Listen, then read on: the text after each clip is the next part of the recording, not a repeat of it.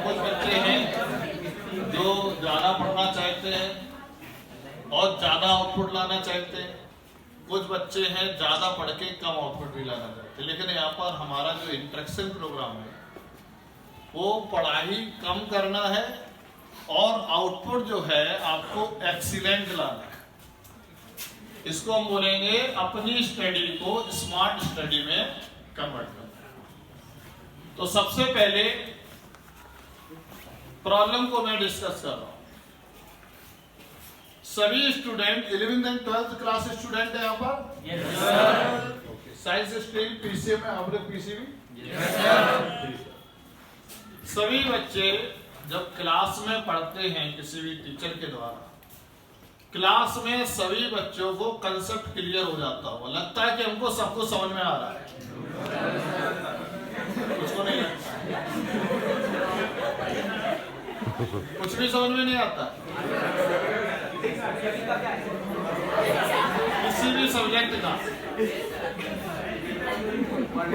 मान लीजिए 15 चैप्टर हैं, 15 चैप्टर में 2-4 चैप्टर तो ऐसा लगता होगा समझ में आता होगा कि नहीं आता है, तो कुछ चैप्टर समझ में भी नहीं आते हो, कुछ कंसेप्ट समझ में भी नहीं आते, लेकिन कुछ तो समझ में आता होगा।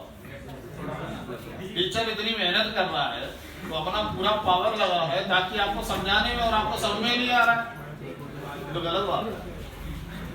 तो यहाँ पर मेरा कंसर्न है कि जो बच्चे सीरियस होके पढ़ते हैं और उनको क्लास में भी सब कुछ समझ में आ जाता है।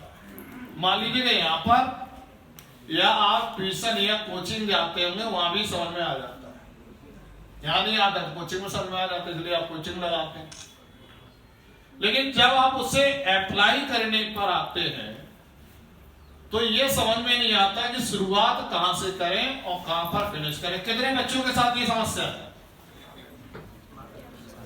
इस प्रॉब्लम का मैं सॉल्यूशन स्ट्रेटजी के माध्यम से आपको मैं टेक्निक बताऊंगा, राइट। दूसरा पॉइंट आता है न्यूमेरिकल प्रॉब्लम। न्यूमेरिकल प्रॉब्लम को सॉल्व करने में फार्मूला की जरूरत होती है, और मेरे को लगता है जो बच्चे पढ़ते हैं सभी बच्चों को फार्मूला आता होगा। लेकिन जब आप प्रॉब्लम देखते हैं कौन सा फार्मूला लगेगा ये आइडिया आ जाता है पढ़ने वालों बच्चों में, लेकिन जब आप लगाते हैं तो बीच में कंफ्यूजन हो जाता है, या लगाते लगाते जो सॉल्यूशन आता है वो आपका या तो गलत आ जाता है या आपका केवल नंबर वाला सवाल है तो सही भी आ जाता है, ज्यादातर कंफ्यूजन हो जाता है। तो आपको तरीका बताएंगे कि फॉर्मूले को अप्लाई करते वक्त किन बातों का ध्यान देना चाहिए। अब आते हैं एग्जाम, यूनिट टेस्ट आ जाते हैं, हार्डली एग्जाम आ जाता है, एनुअल एग्जाम आ जाता है, बोर्ड एग्जाम भी आ गया। इस तरीके से आपने जेईई और नीट का फॉर्म भरा, उसका भी एग्जाम आ गया। अब उस टेस्ट को किस तरीके से आप अटेम्प्ट करें। कौन बच्चा चाहता है कि मेहनत करके रिजल्ट अच्छा है कि गंदा है? अच्छा वाले कितने लोग हैं? सभी लोग। कुछ ही है जो नहीं चाहते, वो स्पेशल लोग हैं, यानी मेहनत बहुत करेंगे लेकिन हम रिजल्ट नहीं चाहते।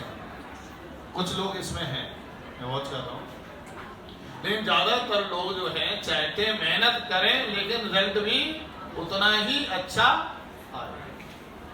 अब जब आप पेपर देते हो, टेस्ट पेपर देते हो, उसमें क्या होता है कि पेपर देते वक्त घबराहट होती होगी, कितने बच्चों के साथ ऐसा होता है?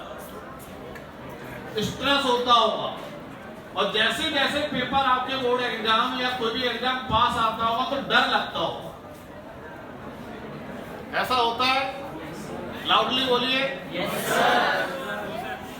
नहीं होता है। कौन है जो नहीं होता है? प्लीज आप खड़े कर हो जाए। कुछ ना कुछ तो क्वांटिटी रहती होगी। बिल्कुल नहीं होगा। तो आप मेरे को इंटरेक्शन के बाद जरूर मिलिएगा, ठीक है? तो हम भी कुछ पॉइंट आपसे सीखेंगे। लेकिन ज्यादातर बच्चों के साथ ये समस्या है, बहुत ही ना के बराबर है जिनके साथ समस्या नहीं। जैसे कि ना अभी मैं इनसे मिलूंगा, इनसे भी हमको कुछ सीखने को मिलेगा। तो यहाँ पर मैं इस पॉइंट पर फोकस करूंगा कि आप अपने पेपर को किस तरीके से अटेम्प्ट करें ताकि आता हुआ सवाल ना छूटे, क्योंकि बहुत सारे सवाल आपसे छूट भी जाते हैं। और जो दूसरा पॉइंट आता है कि जो प्रॉब्लम आपने अटेम्प्ट किए हैं उसमें से कुछ सवाल गलत भी हो जाते हैं। इसका मतलब अटेम्प्ट किया है तो इसका मतलब आता हुआ कंसेप्ट, तभी तो आपने अटेम्प्ट किया है। जो न्यूमेरिकल सवाल है आप अटेम्प्ट कर रहे हैं, इसका मतलब आपको आता होगा तभी तो आपने अटेम्प्ट किया है। लेकिन तब भी आपका कुछ सवाल क्या हो जाते हैं? गलत हो जाते हैं। तो यदि हम इन बातों को कंट्रोल कर लें, क्या कंट्रोल करें कि आता हुआ सवाल ना छूटे और जो भी सवाल आपने अटेम्प्ट किया है वो बिल्कुल सही। यदि आपने इस पॉइंट पर कंट्रोल कर लिया तो आपकी जो जितनी मेहनत है उससे ज्यादा आउटपुट आ जाएगा।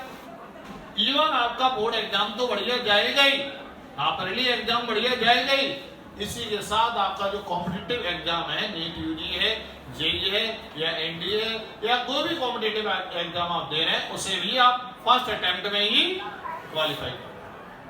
तो 3 पॉइंट पर हमारा क्या हो रहा है यहाँ पर डिस्कशन। इसमें फ्रेंकली अब अपने आंसर, क्वेश्चन आंसर भी हम लेंगे, ठीक है? और ये पॉइंट मैं आपको यहाँ पे शेयर कर रहा हूं।